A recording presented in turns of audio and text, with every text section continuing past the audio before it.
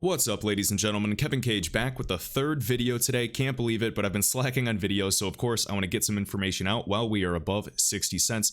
Absolutely insane. I like this website, believe it or not, because Ripple, the company, has recommended it for being a lot more reliable in terms of volume and of course liquidity metrics, etc. And this is cryptocompare.com rather than just utilizing CoinMarketCap. Not trying to bash them. Of course, them, CoinPaprika, I like them for their own reasons. I definitely prefer this website. You can, get additional metrics in real time, always updating charts, trades, orders, etc. And this will go into another point I want to make in a future video, but for now, I want to actually go over essentially a really quick history on the company Ripple and the digital asset XRP. So without further ado, let's get right into it. And this is a massive shout out to Martin Volk. You guys can follow him here on Twitter at MartinCPVolk. And if you guys have any recommendations for him to add to this document that he put on Google, highly recommend doing so. This is such a clean, just quick synopsis of essentially what we've been through, and it definitely paints a picture of what is to come. And remember, if you watch my previous video, Mike Hearn, that early Bitcoin developer, we can see lead platform engineer at R3 in Switzerland. So I have a clearer version here on the PNG file, free to download if you guys want. It is in the link, I linked this in the top of the video description. All right, so any newcomers, here we go. XRP. So back in 2004, we had Ripple Pay, which was founded by Ryan Fugger, a software developer from Canada. Now, we also remember there were some initial investments, and this was kind of called OpenCoin, and we'll probably touch on that as well. And believe it or not, one of the first investors in this ecosystem was a gentleman named Peter Thiel. Last name is Thiel. It's not pronounced Thiel, even though it has a TH. And of course, he was one of the founders, the main founder of PayPal, just alongside with other people like Elon Musk. And if you do remember, the history of these entrepreneurs, they called that circle the PayPal Mafia. Funny enough, many of these gentlemen went on to create different industry, or I should say businesses, some of which include LinkedIn and YouTube.com. Pretty crazy. So we'll keep going. So just talking about kind of a new peer-to-peer payment system, of course, Ripple Pay at the time. We can see right here on Halloween of 2009, of course, Satoshi Nakamoto, the anonymous man, titled a white paper called Bitcoin and essentially released it into the world. So you could say, arguably, that Halloween is around Bitcoin's birthday, depending on when you say, its actual inception was. Next, January 3rd, 2009, the Bitcoin network came into existence with Satoshi Nakamoto mining the Genesis block of Bitcoin. Block number 0, the very first block, the beginning of Bitcoin. We'll keep moving. Now, April 12th, 2009, we had Satoshi reply to Mike Hearn via that email that I just showed in this previous video. If you have not watched it, definitely recommend checking it out. Very, very telling. Notice the quote from him, Ripple, the company, or Ripple, I guess you could just say, because this is before the company, is interesting in that it's the only other system that does something with trust besides concentrate it into a central server. I talked about the pros and cons in the previous video, and we'll keep going here. So very interesting that he is the lead platform engineer at R3. Remember, they have many of the same offices globally speaking, just like Ripple. I believe Singapore, Brazil, London, New York City, all of these types of financial hubs in the world. All right, now we have Ryan, of course, sold Ripple to Jed McCaleb, Arthur Brito, etc., the three musketeers here, and we'll keep going. So now in 2011, we had Jed McCaleb, David Schwartz, and Arthur Brito created the XRP ledger in 2011. Notice Arthur Brito, he is completely anonymous. We respect his privacy. I know some people do, but essentially nobody knows who he is. The man, the myth, the legend, we have not seen his face. And on the XRP ledger, he created 100 billion units called XNS, which today are called XRP. Finite supply, you cannot add more, you cannot control anything like that, all right? So the finite supply, relax. A lot of Bitcoin maxis typically try to spread that fear and propaganda that Ripple can add, supply to the XRP ledger. That is completely incorrect. Next, 2012, OpenCoin is founded. OpenCoin, now remember it started off as Ripple Pay a long time ago, and then we have OpenCoin, and I believe this was the year that Peter Thiel was investing, because I know it was called OpenCoin at the time. I'll have to double check, apologies there. And OpenCoin built its new technology using Ripple Pay source code and created a ledger-based payments network for financial institutions. So, of course, Bitcoin was arguably one of the first, but that was 2009, and we had this initiative of Ripple Pay all the way in 2004. So it really makes you wonder Was Ripple part of the plan all along? And some of these institutions are some of the biggest body or entities in the world backing this. And I said this in another video, but can you lose the game? Or you can't lose the game if it was your game to begin with. All right. Now, there was some disputes. Nobody's really sure. We do know that Jed McCaleb has family ties to the Federal Reserve. Now, he left OpenCoin, one of the founders and creators of the XRP ledger, and went to co-found Stellar. And, a lot of people say that Stellar, of course, the Stellar Foundation is a competitor to XRP, the XRP ledger. Not necessarily. I see XLM Lumen versus XRP more so as a brother-sister relationship, a gold and silver, perhaps a retail versus a wholesale type of interbank settlement mechanism, and time will absolutely tell. But I see an ecosystem where they can absolutely essentially cooperate. And just so you guys know, Jed McCaleb has been recorded on video, and it was even this year I watched him say they are not competitors. There is enough market for them to go after their own, specific niche, etc. So please understand, not every project is trying to kill another. They're simply trying to get infrastructure built and then build the infrastructure to bridge the modern with the new. So it takes a long time. I wish, everybody is multimillionaires overnight, but that is just not how the world works. Now, when it happens, it's going to happen faster than we imagine, just like the term in economics, like Christine Lagarde, president of the central bank, said, of the European Central Bank. She said, in economics, things take longer than we think they will, and they happen faster than we think. Something along those lines. All right, so OpenCoin renamed to Ripple Labs in 2013. Ripple's network code is made open source, so now everybody can audit the code and confirm, everything and make sure that this is actually reliable and trustworthy. A new distributed financial platform network technology that could potentially, and I think will, revolutionize everything that we know today.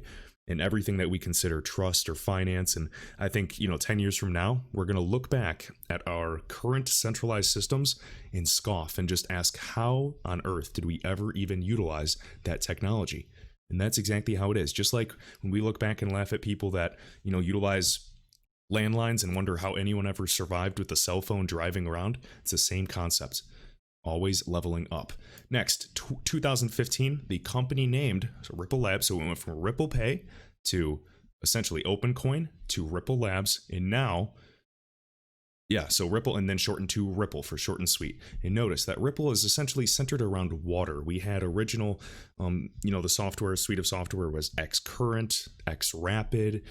We heard the one patented term or trademark term, Xpool. Everything is centered around liquidity. All right. Very interesting.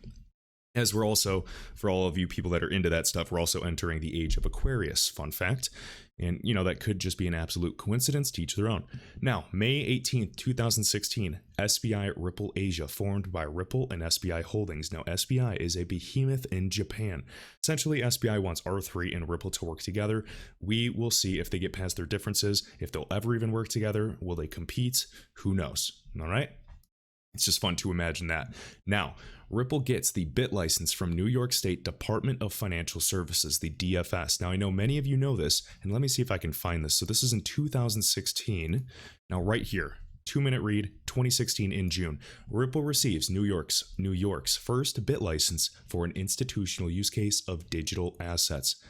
Early last year, the state of New York began requiring a license to engage in virtual currency activity. Ripple engaged with New York's Department of Financial Services and received a BIT license to sell and custody XRP, the digital asset native to the Ripple Consensus Ledger, or what we call today the XRP Ledger, for institutional investors and financial institutions. This is in 2016, before most people at least, knew what Bitcoin was. Of course, there were prior bull runs back then, but the biggest one that we know and love in the news was the second one in 2017 going into 2018. These people are highly connected. We also remember when the Global Payment Steering Group was formed, aka RippleNet. We had Bank of America there as a founding member alongside many other behemoths. All right. So we'll keep going here. Let me get back to that picture so it's a little more clear for you guys. 2017. So to provide additional predictability to the XRP supply, Ripple actually escrowed 55% of the total supply. This was essentially to ensure stability of the network. Of course, people construe it as FUD. You guys can read all about this on Ripple Insights to get a comprehensive understanding of how this escrow and smart contracts plays a role to essentially ensure trust and ensures nobody dumps on the market. You have to understand Ripple, the company's best interest is to develop liquidity slowly but surely and ensure that XRP is a very, very highly liquid and successful digital asset. If it goes up, they win, we win. We do, essentially, it's just mutualism. All right. 2018 October, on-demand liquidity, again formerly called XRapid, went officially live. This is the software for the first time in history that utilizes XRP, a digital asset, in live transaction flows between financial institutions. Some of the first users, let me see offhand, were Mercury FX, Qualix, and I'm blanking on the third one. RippleNet can use XRP to bridge two currencies in as little as 3 seconds, of course, when it goes over the XRP ledger, 3 to 5, ensuring payments are quickly sent and received in local currency on either side of a transaction. We have to understand this. Even if it takes, 1 or 2 minutes on each side of the human manually going through, or the exchanges and market makers going through everything, that is extremely fast compared to the current climate of international payments in the correspondent banking network, where it can take 2 to 3 to even 5 days, and 6% of all payments don't even make it to their destination. And when they send a payment, they don't know when they're getting it. With RippleNet, the software, and utilizing XRP, it's within 2 minutes, maybe 3 to 5 seconds, best case scenario, and it's instant, it's finite, they're not messing it up, the payment's not lost, you have transparency of the messaging, everything is standard. Now, speaking of standard, look at this. May 5th, 2020, things are starting to snowball. They join the ISO 20022 standards body. Well, what is this? This is essentially just a messaging standard across the globe, and Ripple, again, one of the biggest, highest valued DLT companies, I should say payment companies that use blockchain, has been aligned with the standards from the start, and they're the only DLT, or the first DLT focused member to join this standards body. Interesting. And yet people say there's no plans for Ripple. Well, it sure seems interesting, because since Ripple has become, essentially rising up, we have the CEO of Swift, the former one, Godfrey Lebrant, retire. We have the current SEC chairman, Jay Clayton, step down. And we have the former CFTC chairman, not SEC, CFTC chairman, Christopher Giancarlo, as an advisor for Ripple. On and on and on. All right.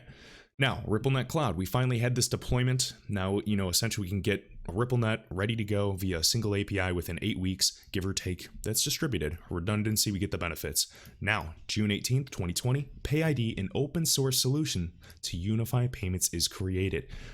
Another layer on this entire payment stack to ensure interoperability and essentially push for open payments across the board. This is the way. Ripple's not just building for XRP. The cool thing is they want a variety of other assets to succeed, because they understand it will help them as well. Since they have the funds and the money, they're building infrastructure for all of these assets to win on a level playing field. They are, currency agnostic, they are protocol agnostic, they are ledger agnostic. Very interesting. And almost done here, guys. So October 6th, 2020, just a month ago, Ripple unveiled this LOC, letter of credit, which is additional demand and another use case for XRP. As we can see, line of credit, customers, financial institutions, the big boys, not you and me, can use XRP to complete instant low-cost cross-border transfers. Very interesting, guys. Essentially just buying XRP on a credit card when they need it, sending it, and this is going to help these smaller SMEs, small medium enterprises, scale their business properly. This is huge. It's not to help the big tier 1 banks. This is to help the little guys get another leg up.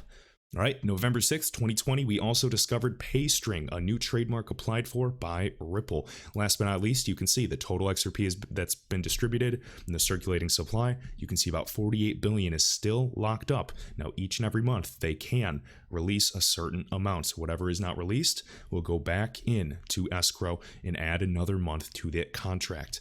Very, very exciting, guys. All I'm saying is keep an eye on XRP. I am ignoring any type of volatile price swings. Pumps are nice, but what you have to understand is this.